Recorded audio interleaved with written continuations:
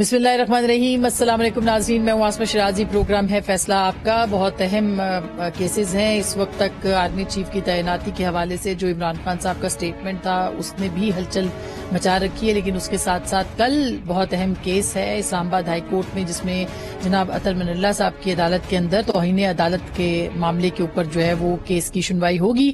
और इस मुकदमे के अंदर इमरान खान साहब को मोहलत दी गई थी 7 दिन की, जिसमें कि उन्होंने मोहतरमा ज़ेबा चौधरी साहिबा के खिलाफ, जो कि सीनियर एडिशनल जज हैं, उनके बारे में जो रिमार्क्स दिए थे उसके ऊपर अज खुद नोटिस लिया था अदालत ने कि वो बताएं कि ये इस तरह के जो डराने धमकाने वाले मामला थे कि हम तुम्हारे खिलाफ एक्शन लेंगे और तुम्हें शर्म नहीं आती वाले, इसको तौहीन अदालत की बुनियाद जो है वो बनाया गया था। जो इमरान खान साहब ने आज अपना जवाब जमा करवाया उसके अंदर भी उन्होंने किसी तरह की कोई गैर मशरूत माफी का लफ्ज नहीं लिखा, बल्कि उसके अंदर से पछतावा अफसोस के अल्फाज जो हैं वो लिखे हैं। और ये भी कहा है कि तलाल चौधरी साहब का जो केस है उसको किसी तौर पे भी अदालत नजीर नहीं बना सकती, क्योंकि वो मुख्तलिफ नौइयत का केस है।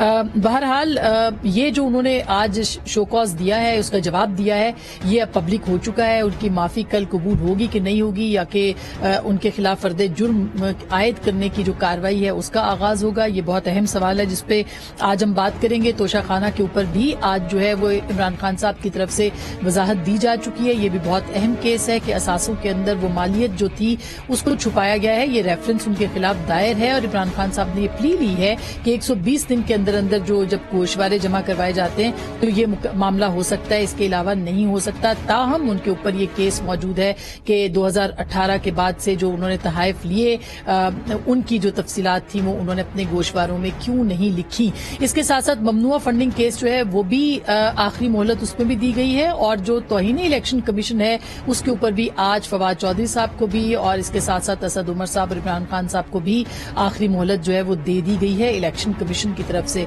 सो बहुत ज्यादा जिसे कहना चाहिए घेरा तंग है इमरान खान साहब के खिलाफ। और कानून आइन क्या कहते हैं, क्या होगा कल, इसके ऊपर भी बात करेंगे। परवेज इलाही साहब का जो स्टेटमेंट आ गया है वो भी बहुत अहम है, जिसमें उन्होंने सदर मुमलिकत के बाद खुद को इमरान खान साहब का जो एक बयानिया है एंटी एस्टैब्लिशमेंट कहें या फौज मुखालिफ या जो वजाहतें वो कर रहे हैं उससे खुद को अलग किया है। तो उससे क्या होगा इस पे भी हम बात करेंगे। हमारे साथ बड़ा हैवी पैनल है जिसका मैं तारुफ जरूर कराऊंगी, लेकिन हमारे साथ इस वक्त जो सबसे पहले मौजूद हैं वो जनाब एतजाज एहसन साहब हैं, जो कि किसी तारुफ के मोहताज नहीं है, आईनी कानूनी माहिर हैं और हमसे बहुत रहनुमाई भी लेते हैं। उनको हम खुशामदीद कहते हैं। शाह खावर साहब भी हमारे साथ होंगे, हमारे साथ मोहतरम मजहर अब्बास साहब भी होंगे और मुसद्दिक मलिक साहब भी प्रोग्राम में हमें ज्वाइन करेंगे। सबसे पहले एतजाज साहब आपके पास आती हूँ, बहुत बहुत शुक्रिया आपने वक्त निकाला। पहले तो ये बताइए सर कि तौहीन अदालत की जो कार्रवाई है उसके ऊपर जवाब आ चुका है। आप गिलानी साहब के जो दौर में उनके वकील भी थे जब उनको सजा दी गई थी, तो आपको क्या लगता है कल उनकी माफी तो उन्होंने नहीं मांगी, जो पछतावा और इजहार अफसोस है इमरान खान साहब का वो कबूल कर लिया जाएगा? ये जो है ना तौहीन अदालत का, अगर इसकी आप तारीख देखें तो तौहीन अदालत का कानून और इसमें जो नजीरें हैं जी, ये बिल्कुल स्वाब दीदी है, बिल्कुल स्वाब दीदी है। और इनका कोई मिसाल के तौर पे सबसे ज्यादा संगीन तौहीन अदालत कभी हुई है तो वो हमला जो मियां नवाज शरीफ के वर्करों ने उनके कहने पे उनके ईमा पे किया था सुप्रीम कोर्ट के court room number 1 chief justice की कोर्ट रूम पे जो धावा बोला था उससे ज्यादा संगीन तौहीन अदालत का कोई वाकया पाकिस्तान में तो नहीं हुआ। ठीक। और वो केस भी नवाज शरीफ को तलब किया हुआ था अदालत ने और उसके रद्द अमल पे या उसको रद्द करने के सिलसिले में हुआ था। दूसरा, अगर आप मिसाल देखें, नजीर कोई ढूंढे तो यही आपने देखा है तलाल चौधरी और दानियाल अजीज, निहाल हाशमी तीनों ने गैर मशरूत माफी मांगी और तीनों को फिर भी अदालत ने सजा कर दी। अब इनमें ये फर्क है जरा कि उनको, आपको याद होगा, उनका नाम ही पड़ गया था। वो रोजाना आते थे عدالت کی کارروائی کے بعد اور عدالت کی کارروائی پہ کامنٹ بھی کرتے تھے اور ان کا نام ہی پڑ گیا تھا گالم گلوچ بریگیڈ. تو وہ بھی ایک بدتمیزی بہت ہی زیادہ ہوتی تھی گالم گلوچ بریگیڈ کی جانب سے, اور عدالت نے اس انتہا تک گئی کہ انہوں نے معافی غیر مشروط مانگی, گر گڑا کے مانگی, پر ان کو سزا پھر بھی ہوئی اور ڈسکوالیفائی ہوئی. ٹھیک. تیسرا لیجئے اس کا آپ ہی نے ذکر کیا یوسف رضا گیلانی صاحب. یوسف رضا گیلانی کا کیس اس سے مختلف تھا جی, کیونکہ وہ ڈیفامیشن آف دی کورٹ یا bringing the court into contempt نہیں تھا. ٹھیک. وہ تھا کہ عدالت کا حکم نہ ماننے کا. جی ہاں. اور ان کا کہنا تھا, ماننا تھا, اور میں یہ آج بھی سمجھتا ہوں کہ یوسف رضا کا جو موقف تھا وہ درست تھا کہ آرٹیکل 248 کے تحت ان کو امیونٹی ممنوع ہے, استثناء حاصل ہے ہر عدالت سے صدر پاکستان کو جب تک وہ صدر رہتا ہے. ٹھیک. اور اس کو ایگزیکٹو کھینچ کر, انتظامیہ کھینچ کر کسی عدالت کے سامنے نہیں لے جا سکتی. جی ہاں. سپریم کورٹ بھی حکم دے کہ ہمارے سامنے پیش ہو تو وہ آرٹیکل 248 کے تحت اس حکم عدولی کرنے کا اس کا اختیار ہے. لیکن اب اس کو یہ کہنا, مجبور کرنا پرائم منسٹر کو کہ اپنے پریزیڈنٹ کو وہ ایک تھرڈ کلاس میجسٹریٹ, ڈینیل ڈیویو از میجسٹریٹ تھرڈ کلاس ان. جی ہاں بالکل چوہے صاحب, وہ جی پھر ان کو ایک کے سامنے پیش کرو. جی ایگزیکٹلی, وہ لیکن وہ ہوا آپ نے دیکھا ان کو پھر ڈسکوالیفائی کیا گیا. تو عمران خان صاحب جی وہ دوسری بات آئی, وہ دوسری بات, وہ دوسرا حصہ ہے. ٹھیک. عدالت پہ الزام یہ نہیں تھا کہ انہوں نے عدالت کو برا بھلا کہا ہے یا کسی جج کو یا کسی میجسٹریٹ کو یا کسی سیشن جج کو برا بھلا کہا ہے. وہ تھا کہ وہ سپریم کورٹ کا حکم نہیں مانتے. اب یہ سپریم کورٹ کا ڈائریکٹ حکم تھا کہ خط لکھو. ٹھیک. اس نے کہا میں نہیں لکھ سکتا, مجھے آئین اجازت نہیں دیتا. اب اس کو جب سزا ہوئی تو 3 سیکنڈ کی سزا ہوئی, کیونکہ عدالت نے کہا the court sentences the respondent to imprisonment till the rising of the court and the court now rises, اور ساتھ ہی اٹھ کے چلے گئے, ختم ہو گئی سزا. جی ہاں. اب سزا جو ڈسکوالیفائی کرتی ہے وہ کم از کم آرٹیکل 63 کے تحت کم از کم 6 مہینے کی سزا ہونی چاہیے ایم این اے سے ڈسکوالیفائی ہونے کے. جی ہاں. اچھا, اب وہ اس کو 3 سیکنڈ کی ہوئی تھی. صحیح. تو وہ ڈسکوالیفائڈ نہیں تھا. اس کے بعد عمران خان کی درخواست پہ افتخار محمد چودھری صاحب نے, جو چیف جسٹس تھے اور وہ بھی ایک سواب دیدی کام ہی کیا کرتے تھے, انہوں نے ایک اسپیشل بینچ بنایا اور ڈسکوالیفائی کر دی. اس دوران اب چوہے صاحب, اب سوال یہ ہے کہ جرم تو ایک جیسا ہے, یا آپ مانتے ہیں کہ جو جرم تھا جو انہوں نے کیا وہی عمران خان صاحب نے بھی کیا, تو کیا سزا مختلف ہو سکتی ہے یہاں پہ؟ نوعیت فرق ہے جرم کی. اچھا. دیکھیں جو جرم جو الزام اس پہ تھا یوسف رضا پہ, وہ یہ تھا کہ ہم تمہیں حکم دیتے ہیں کہ تم جاؤ مشرق کی طرف. ٹھیک. تو تم جاتے نہیں ہو مشرق. لیکن سر نہال ہاشمی اور طلال چودھری کا میں اس پہ آپ کیا کہتے ہیں؟ وہ کہتے ہیں کہ جی وہ مختلف, انہوں نے اپنے جواب میں بھی یہی لکھا ہے عمران خان صاحب نے کہ طلال چودھری کا کیس مختلف ہے. تو آپ کے نزدیک بھی مختلف ہے یا ویسا ہی کیس ہے یہ بھی؟ وہ قریب تر ہے, لیکن ہر کیس ذرا مختلف ہوتا ہے کیونکہ انہوں نے تکرار بہت کی تھی. وہ تو روز ہی مطلب ہے, اگر زیبا چودھری کو برا بھلا کہا ہے عمران خان نے, تو وہ اس طرح تھے جس طرح روز ہی آ کے وہ زیبا چودھری کو گالی دیتے جائیں, زیبا چودھری کو برا بھلا کہتے جائیں. وہ تو گالم گلوچ بریگیڈ ہی کہلاتا ہی گالم گلوچ بریگیڈ تھا, آپ کو یاد ہوگا. جی جی, یہ نام پڑ گیا تھا ان کا. جی. اور ان کا کام تھا کہ کارروائی عدالت کی ختم ہو, باہر وہ ججوں کو. تو سر آپ کی ایکسپیکٹیشن کیا ہے, کل معافی قبول ہوگی خان صاحب کی طرف سے؟ میں کچھ نہیں کہہ سکتا اس میں. میں تو آسما یہ کہتا ہوتا ہوں, پاکستان میں ماضی کے علاوہ کوئی پیشین گوئی نہیں کی جاتی. صحیح بات درست بات ہے. Nothing but the past in Pakistan. Very true. باقی یہ ہے کہ شاید آمنے سامنے ہو ججوں کے تو یہ عمران خان کچھ اور گریز کر جائے.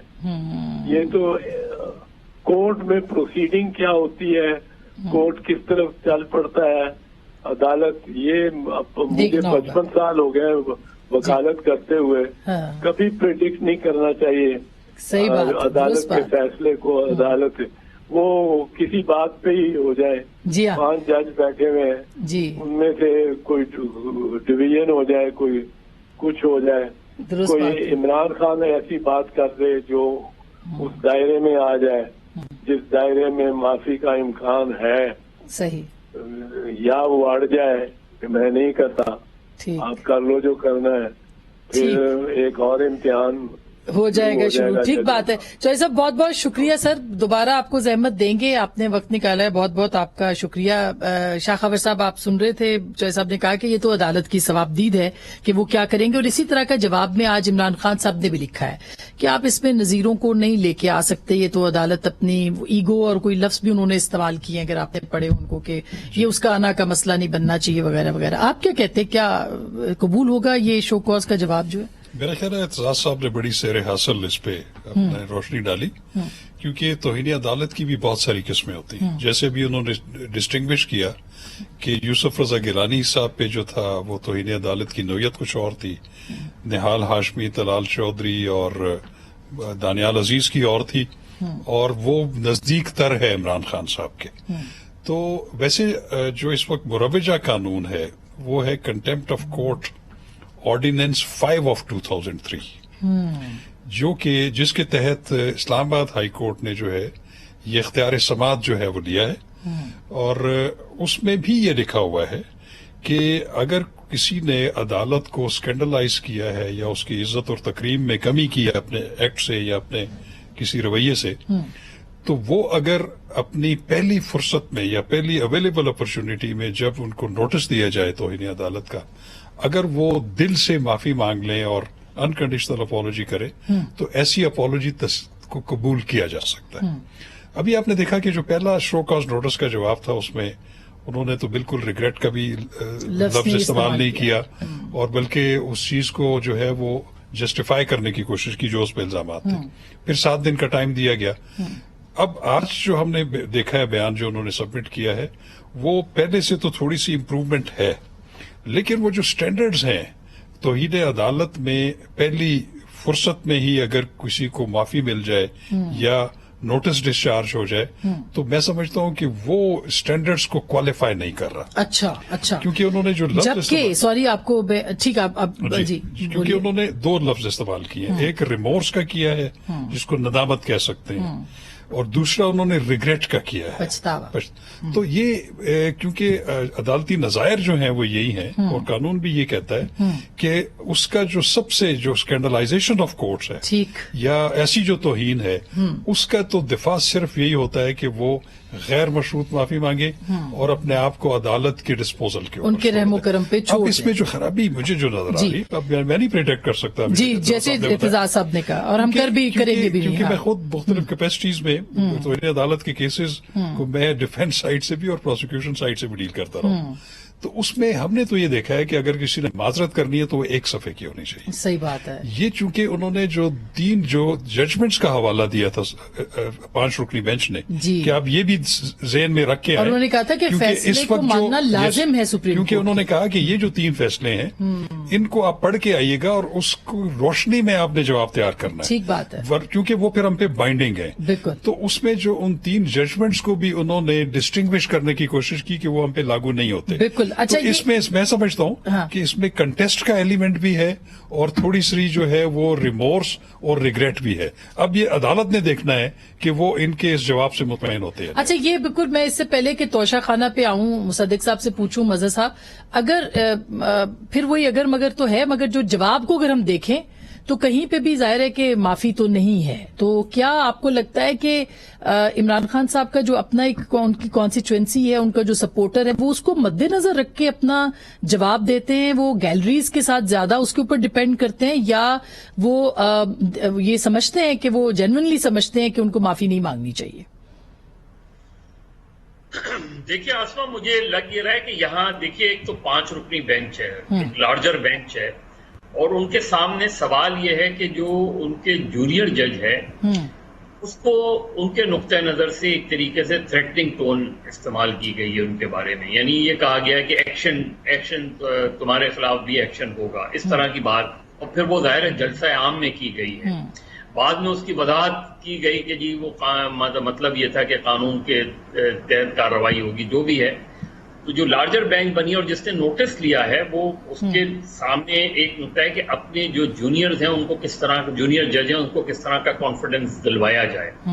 اب اگین جب آپ غیر مشروط معافی والی مسئلہ یہ ہوتا ہے کہ پھر آپ اپنے آپ کو عدالت کے رحم و کرم پہ چھوڑ دیتے ہیں.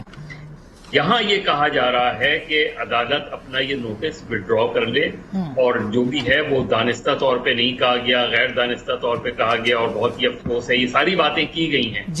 لیکن جو ون لائنر ہے وہ یہاں نہیں نظر آ رہا کہ میں غیر مشروط طور پہ معافی مانگتا ہوں, اور اس کے بعد اگر اگین پھر ظاہر ہے یہ بینچ کے اوپر ہے, ہو سکتا ہے وہ ریگریٹ کو ایک وارن کر کے معاملے کو ختم کر دیں, کلوز کر دیں, چیز کو آگے نہ لے جائیں تمام تر اس کے باوجود.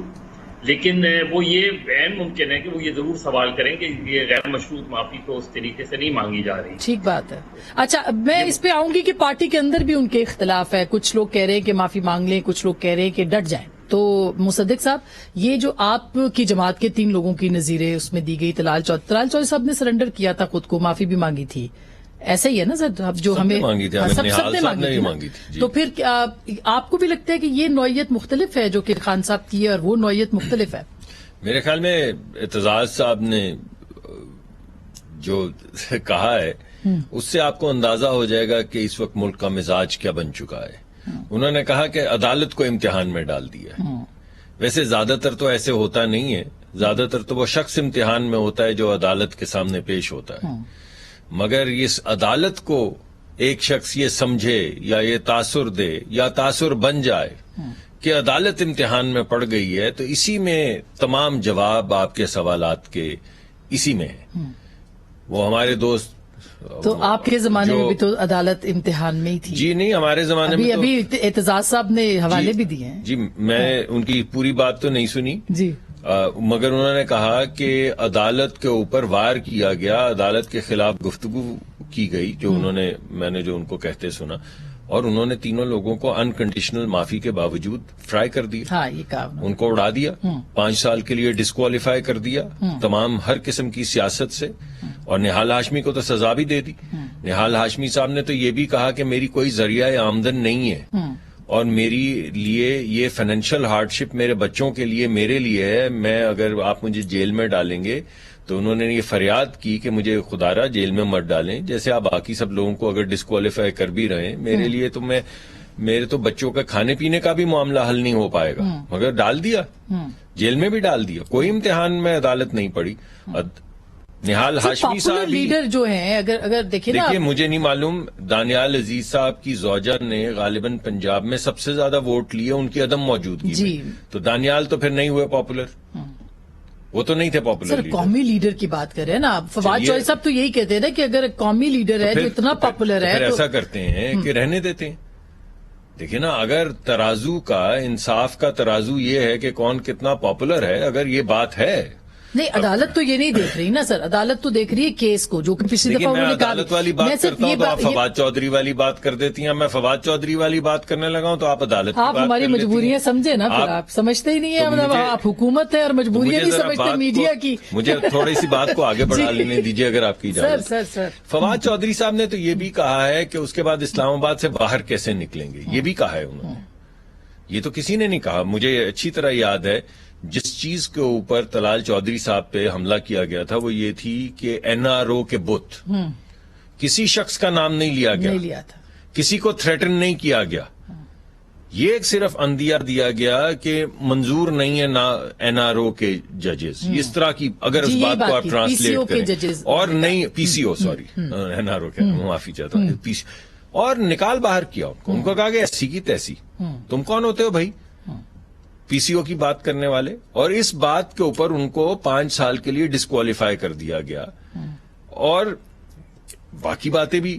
اب ایک جگہ پہ نام لے کے ایک جج کا، یہ نہیں کہا گیا کہ عدلیہ، یہ نہیں کہا گیا کہ عدالت، ایک خاتون جج کا، یعنی ایک تو پہلے میں سمجھتا ہوں ہمیں معاشرے کے طور پہ شرم آنی چاہیے کہ جہاں پہ ہمیں عورت نظر آتی ہے ہم اس پہ حملہ آور ہو جاتے ہیں، نام لے کے حملہ آور ہو جاتے ہیں، یا ہمارے آپ کی جو خواتین اینکرز ہیں اور کل جو بھی عمران خان صاحب نے جلسے میں ان کا نام لیا ہے، دوبارہ لیا ہے، اور وہ قائم رہے اپنی بات پہ۔ کل انہوں نے جلسے میں ایک بھی بات سے نہیں ہٹے، وہ نہ آپ آج کہہ رہی میں نے نہیں جواب ان کا پڑھا، مگر آپ کی گفتگو سے ایسا لگا کہ نہ جواب میں انہوں نے تو کہا ہے آپ کے مطابق جو میں نے سنا ہے کہ عدالت اپنا نوٹس وڈرا کر لے۔ جی جی، تو امتحان تو عدالت کا ہے نا۔ مجھے بریک لینی ہے، بریک کے بعد جو امتحان اب میرا ہے وہ یہ ہے کہ میں بریک لے کے اس کے بعد بات کروں، اور توشہ خانہ کیس پہ بھی ہم نے بات کرنی ہے، توہین الیکشن کمیشن بھی، تو ہم پوچھیں گے شاخاور صاحب سے بھی، مظہر عباس صاحب سے بھی، مصدق صاحب سے بھی، کہ آگے ان کیسز کے اوپر جو ہے وہ کیا ہو سکتا ہے۔ بریک کے بعد ہمارے ساتھ رہیے گا۔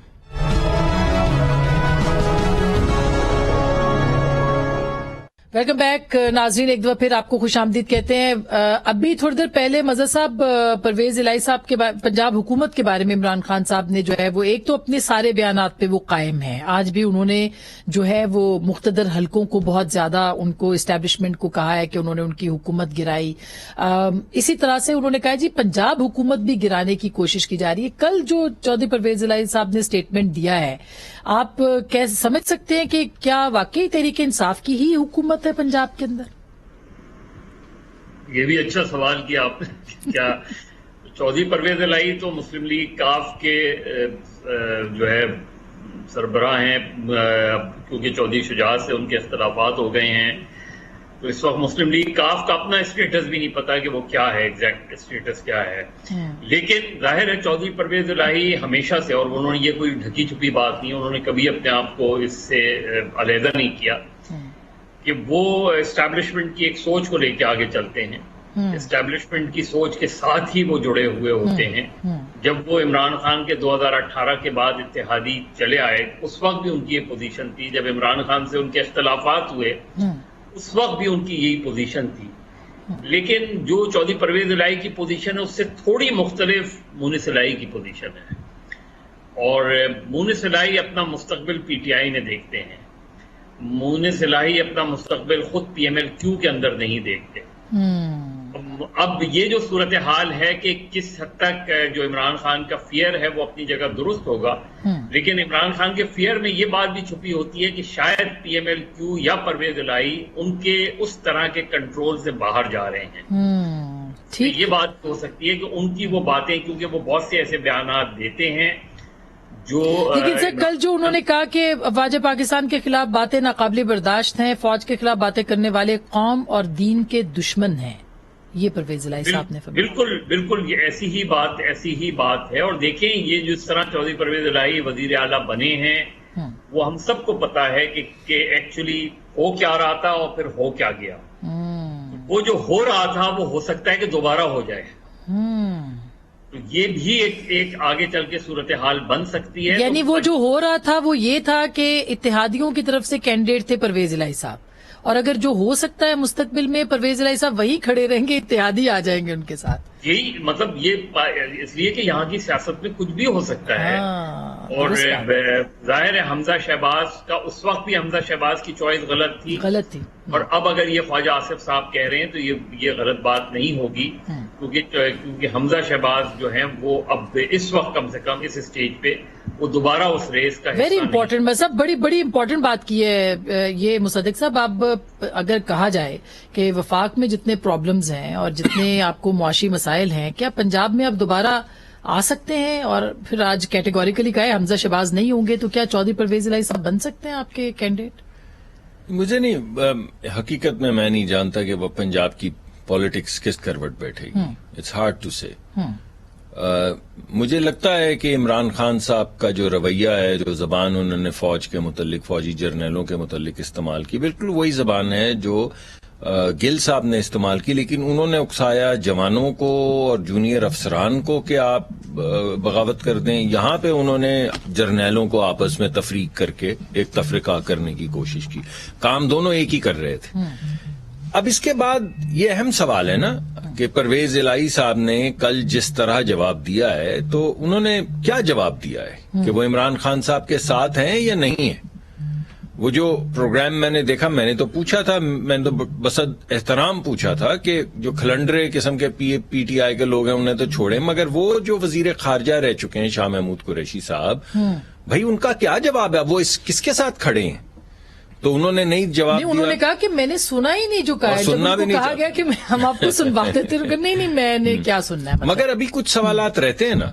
پرویز خٹک صاحب جو وزیر دفاع رہے ہیں، ان سے سوال یہ اٹھتا ہے کہ وہ کدھر کھڑے ہیں. اور اسد عمر صاحب جو خود ایک جنرل کے بیٹے ہیں اور اسٹیبلشمنٹ کسی زمانے میں ان کو پسند بھی کرتی تھی کہ ایک پڑھے لکھے آدمی ہیں اور اعتدال سے بات کرتے ہیں، اب وہ بتائیں وہ کدھر کھڑے ہیں. تو میں یہ کیوں کہہ رہا ہوں، اس کا پنجاب سے کیا تعلق ہے؟ یہ جو فریکچرز آپ کو نظر آ رہے ہیں کہ سب سکرین سے غائب ہو گئے. نہ اسد عمر صاحب کو پوزیشن لے رہے ہیں، نہ پرویز خٹک صاحب لے رہے ہیں، نہ شاہ محمود نے لی، اور جو لی پرویز الہی اسد عمر صاحب نے وضاحت دی تھی کہ ان کا مطلب یہ نہیں تھا، مگر انہوں نے کوئی پوزیشن کے ساتھ کوئی نہیں دیا نا ساتھ. عمران خان تو ڈٹے ہیں، کل انہوں نے پھر وہاں پہ کھڑے ہو گئے کہا، آج پھر وہی کہہ رہے ہیں. تو عمران خان تو ڈٹے ہیں، مگر باقی اگر نہیں ڈٹ رہے تو پنجاب جہاں پہ اتنی فریجل حکومت ہے اور ایسے کوئی جوڑ کو ہمارے بھی جوڑ توڑ کے ہی لوگ ہیں، ان کے بھی جوڑ توڑ کے ہی لوگ سارے بیٹھے ہوئے ہیں، تو اس کا اثر پنجاب کی پالیٹکس پہ کیا ہوگا؟ کیا وہ لوگ واقعی لوگ فوج کے خلاف عمران کے ساتھ ایسے میں بالکل صحیح بات ہے، یہ وضاحت تو ہونی چاہیے آگے جا کے، شاید اس میں پارٹی میں ان کے زیادہ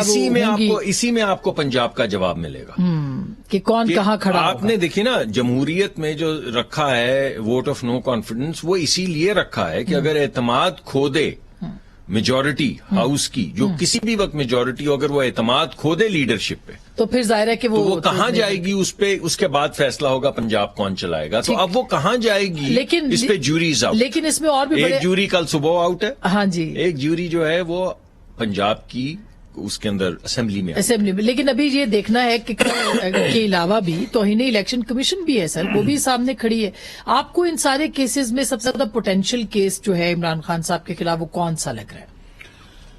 میرا خیال ہے کہ کیسز تو سارے ہی تھوڑے سینسیٹیو ہیں، تو شاخانہ بھی سینسیٹیو ہے، اور یہ جو توہین الیکشن کمیشن ہے وہ تھوڑا سا مجھے لگتا ہے کہ شاید اتنا اس کا میگنیٹیوڈ زیادہ گریو نہ ہو. لیکن جو کل کی پروسیڈنگز ہیں اسلام آباد ہائی کورٹ میں، یہ بھی کافی سینسیٹیو ہیں، کیونکہ اگر تو میں تو سمجھتا ہوں کہ جو پچھلا بیان ہے اس سے تو کافی امپرووڈ ہے، اس میں ریگریٹ کا لفظ ہے، اس میں ریمورس کا لفظ ہے، لیکن وہ مکمل طور پہ معافی یا غیر مشروط معافی نہیں ہے. لیکن جیسے احتساب صاحب فرما رہے تھے کہ یہ ہر جو توہین عدالت کی کارروائی ہوتی ہے اس کا اپنے ڈائنامکس ہوتے ہیں، اور وہ جو عدالت اس کو سن رہی ہوتی ہے اس کی ثوابدید بھی ہوتی ہے. سر میں دوبارہ ایک سوال آپ سے پوچھنا چاہ رہی ہوں جو پہلے بھی میں نے پوچھا تھا کہ پچھلی کارروائی میں عطا من اللہ صاحب نے کہا تھا کہ ہمارے اوپر جو پچھلے یعنی سپریم کورٹ کے کیسز کے فیصلے ہیں وہ لازم ہیں، یہ آپ اپنے کینڈیڈیٹ کو ان کو بتا دیں، یہ انہوں نے بات کہی تھی. تو اس کا مطلب ہے کہ انہوں نے یہ کہہ دیا کہ وہ ہم پہ لازم ہے ان فیصلوں کے اوپر عمل کرنا. کیونکہ میں آپ کو بتاؤں کہ جو عدالتی نظائر جو بالکل لیٹسٹ ہیں وہ تو یہ تینوں کیسز ہیں، کیونکہ سپریم کورٹ آف پاکستان میں جو اصول وضع کر دیا جائے، اور وہ اصول کیوں وضع ہوا؟ اس لیے ہوا کہ پہلے جن کے خلاف الزامات تھے توہین عدالت کے، انہوں نے اس کو کنٹیسٹ کیا اور بڑا ویمنٹلی کنٹیسٹ کیا.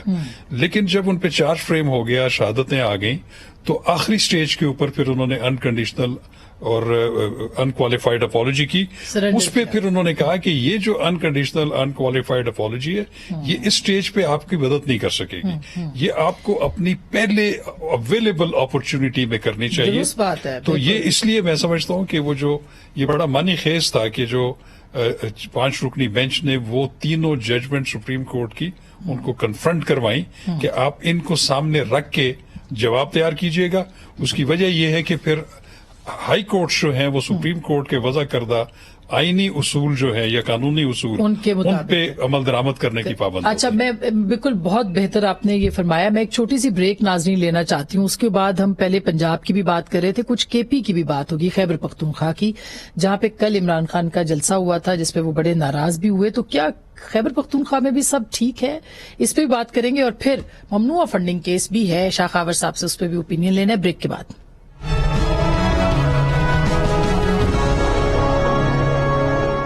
वेलकम बैक नाजरीन, एक दफा फिर आपको खुशामदीद कहते हैं। ब्रेक से पहले हम बात कर रहे थे कि जो पॉलिटिकल डायनामिक्स हैं वो किस तरह से चेंज हो सकती हैं इन केसेस के हवाले से भी। इसमें ममनुआ फंडिंग केस सबसे बड़ा केस है इस वक्त तक देखा जाए, उसके ऊपर भी बात करेंगे। कुछ पॉलिटिकल बात हो जाए मजीद। मज़हर साहब, ये जो अब कल आपने खैबर पख्तूनख्वा का जलसा देखा होगा पेशावर वाला, हम खान साहब ने बहुत बड़े बड़े जलसे किए हैं, आज भी उनका अच्छा जलसा था, इसमें कोई दो राय नहीं है कि बड़े अच्छे जलसे करते हैं। लेकिन कल वो अपनी पार्टी पे इतलात हैं कि काफी नाराज हुए हैं। तो आपको लगता है कि ये जो पार्टियां हैं इनके अंदर बहुत सारे लोगों के इंटरेस्ट होते हैं, खास करके पीटीआई के अंदर एक ग्रुप है जो कह रहा है कि अगर आपने इसी तरह का रवैया रखा तो इलेक्शन कैसे लड़ेंगे आप? इसका असर होगा खान साहब के ऊपर? देखिए, आसमान कह नहीं सकता मैं कि इसका असर होगा। देखिए, खैबर पख्तूनख्वा में अभी कोई उनके मुकाबले में, मुझे यानी इमरान खान की बात नहीं कर रहा, मैं पीटीआई की बात कर रहा हूँ। हाँ। इतना बड़ा चैलेंजर मुझे नहीं नजर आ रहा कि पीटीआई अगला इलेक्शन हार जाए। मुझे खैबर पख्तूनख्वा की मैं बात कर रहा हूँ। ताहाल उसकी बहुत सी वजूहात हैं। वहां सूरत हाल अगेन जिस तरह रूरल सिंध में देखें कि रूरल सिंध में पीपल्स पार्टी की तमाम तर बैड गवर्नेंस के बावजूद भी कोई ऑल्टरनेट लोगों को नहीं नजर आता। सब कहते हैं कि बहुत खराब गवर्नेंस है, सब कहते हैं कि सूरत, और वाकई ही बहुत खराब सूरत हाल है। लेकिन अगेन जब इलेक्शन होंगे तो सामने कोई कैंडिडेट नहीं नजर आता। तो यहाँ ये जो है, यहाँ जेयूआई भी है, एएनपी भी है, पीएमएलएन भी है। लेकिन वो जो कि क्या ये सारी जमातें पूरे कॉन्फिडेंस के साथ ये कह सकती हैं कि अगले इलेक्शन में वो पीटीआई को हरा देंगी, पीटीआई को डिफीट कर देंगी? ठीक, ये चीज सिचुएशन नहीं नजर आती। हाँ, हो सकता है, मुझे नहीं पता क्योंकि मैं ज़ाहिर उधर मौजूद नहीं था कि जलसा बहुत अच्छा है, बुरा है, जो भी है इसका पता हमें चल जाएगा 25 सितंबर को अगर बाई इलेक्शन होते हैं। जी, हाजी गुलाम अहमद बिलोर के खिलाफ वो वहां से लड़ रहे हैं। इम्पोर्टेंट फैक्टर होगा कि अगर 9 हल्कों में इलेक्शन होते हैं जहां इमरान खान लड़ रहे हैं, आप खैबर पख्तूनख्वा और कराची में। बिल्कुल ये तो इलेक्शन में पता चलेगा। ये जलसे ना पॉपुलैरिटी का वो शो कर सकते हैं, ना हमें उसको मायार बनाना चाहिए। ये बात आपकी बिल्कुल मसहब दुरुस्त है। लेकिन मुसद्दिक साहब, ये जो इस वक्त महंगाई का फैक्टर है और आपकी गवर्नमेंट के बारे में एक बड़ा एक इम्प्रेशन था कि डूअर हैं और फौरन कर लेंगे, तो अभी तक हालात जो है वो कंट्रोल में नहीं है, इसको आप माने, ये बड़ा फैक्टर है इस वक्त इमरान खान साहब के लिए, नहीं? ये मैं समझता हूँ आप बिल्कुल ठीक कह रही हैं, मगर इसको अगर आप किसी हकीकी तनाजुर में रखें तो हमें आए 3-4 महीने हुए ना, और 4 साल की मैंने आज जो प्रेस कॉन्फ्रेंस की उसमें मैंने बताया कि हमने कितने हजार मेगावाट, 11,000 मेगावाट बिजली लगाई। फिर मैंने पूछा आपने कितनी लगाई? हम 5 रहे, आप 4 रहे। हमने 1.1 बिलियन क्यूबिक फुट के रीगैसिफिकेशन के कारखाने लगाए। फिर मैंने पूछा आपने कितने लगाए? जरूरियात तो अभी भी है ना। फिर मैंने उनसे पूछा कि हमने 7-8 हजार मील की सड़कों का जाल बुन दिया, जिसमें मोटरवेज भी थी, बड़ी सड़कें भी थी।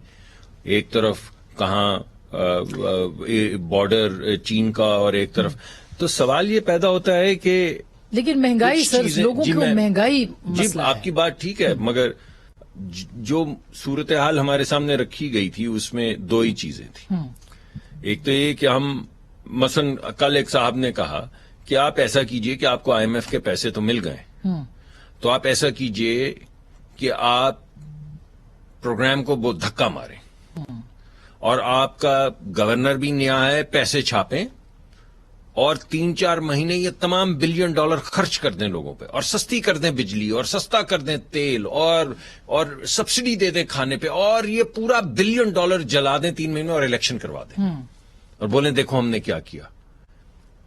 तो मैंने उनसे पूछा कि फिर पाकिस्तान के साथ क्या होगा? जब आप प्रोग्राम से ड्रॉप आउट कर जाएंगे, आप स्टेट बैंक से पैसे छापेंगे اور آپ یہ $1 بلین خرچ دیں گے انہی باتوں پہ جن پہ آپ نقطہ اعتراض اٹھا رہی صحیح اٹھا رہی ہیں، کیونکہ لوگوں کو بڑی مصیبتیں، اس کے بعد کیا ہوگا؟ تو انہوں نے کہا جی الیکشن تو ہو جان گے نا. تو میں نے کہا پھر اس کے بعد کیا ہوگا؟ ایک اس تمام سیاسی مقدمے میں ایک ملک بھی تو ہے. ٹھیک بات ہے، وہ آپ کی بات دیکھیں سر، جو آپ بات کریں وہ درست ہے، لیکن لوگوں کو یہ بات بتانے میں ناکام ہو گئے ہیں کہ جو کچھ اس وقت ہو رہا ہے. میں حاضر تو ہوا ہوں جی، میں آپ کے پروگرام میں اسی لیے حاضر ہوا ہوں. آج صبح کی میں نے پریس کانفرنس بھی اسی لیے کی ہے کہ یہ تمام چیزیں جو بات کی جا رہی ہے اس کے حل تو ہیں. عمران خان صاحب نے جب جانے سے پہلے تیل کی قیمت کم کی تھی تو انہوں نے وہ کیا تھا جس کا مشورہ ہمیں دیا گیا کہ آگ لگا دو ملک کی ایسی، یعنی وہی بات جو ترین صاحب نے کہی کہ ایسے ملک کو کیا کرنا ہے، ریاست کو کیا کرنا ہے جو ہمارے اس کے اوپر چیئرمین کے خلاف مقدمے کر دے، یعنی ایسی ریاست کو کیا کرنا ہے. تو اب ہم بھی وہی کریں کہ ایسی ریاست کو کیا کرنا ہے جس میں ہم الیکشن یہ تو مناسب نہیں ہے. یہ تو آپ نے فیصلہ کر لیا کہ سیاسی قیمت آپ چکائیں گے، لیکن پاکستان جو ہے لیکن ساتھ کے ساتھ قیمت صرف نہیں، ہمارے اندر ہمارا بڑا سٹریس ہے ہماری پارٹی میں. ہماری پارٹی میں نواز شریف صاحب کا یہ حکم ہے کہ نہیں آپ صورتحال نکالیں، آپ نے حکومت لی ہے. اور یہ میرے اوپر کیونکہ میں انرجی میں ہوں یا مفتاح کے اوپر کیونکہ وہ اکانومی میں ہے، وہ بڑے برہم رہتے ہیں اور وہ کہتے ہیں کہ آپ کیسے یہ کر سکتے ہیں، آپ کوئی راستہ نکالیں. لیکن یہ آپ بھی وہی کہہ رہی ہیں، صحیح کہہ رہی ہیں، نہیں آپ کو نکالنا پڑے گا، یہی لوگوں کو ریلیف دیں گے تو آپ بچیں گے. مگر آپ کیونکہ اہل قلم ہیں، اہل دانش لکھتی بھی ہیں، صرف پروگرام نہیں کرتی، تو آپ سوچئے کہ اگر اس میں کوئی اوور زیلس ہو جائے اس کرنے میں تو اس کا کیا نتیجہ؟ نہیں بالکل، یہ تو اس میں اور شری لنکا میں کیا فرق ہے؟ میں خیال ہے مزہ صاحب ہم تو یہ ریئلائز کرتے ہیں کہ جو کچھ ہوا تھا وہ ہو رہا تھا اور اسی طرف جا رہے تھے کہ پاکستان دیوالیہ ہو جاتا، بچا لیا، لیکن اب مزید آگے جانا ہے، اس کے لیے رستے ہیں.